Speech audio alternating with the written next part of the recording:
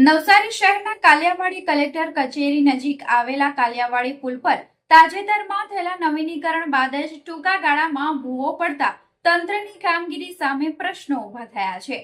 કરોડોના ખર્ચે કરાયેલા પુલના મરામત કામની ગુણવત્તા અંગે નાગરિકોમાં અસંતોષ જોવા મળી રહ્યો છે।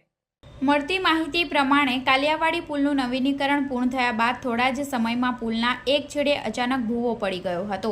આ ભૂવો અનેક દિવસો સુધી યથાવત રહ્યો હોવા છતાં સંબંધિત વિભાગ દ્વારા કોઈ પ્રકારનું સમારકામ હાથ ધરાયું ન હતું। સ્થાનિકો જણાવે છે કે લગભગ 10 દિવસ સુધી તંત્રએ આ જોખમી ખાડા તરફ ધ્યાન આપ્યું જ નહીં।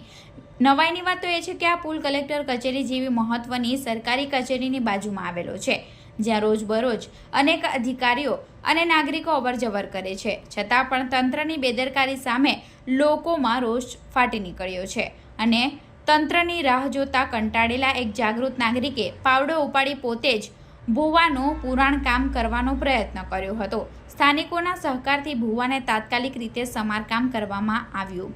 આ બનાવ બાદ લોકો સવાલ ઉઠાવી રહ્યા છે કે જ્યારે સાહેબોના એસી બંગલા નજીક જ આવી સ્થિતિ હોય ત્યારે શહેરના અન્ય વિસ્તારોમાં સ્થિતિ કેવી હશે?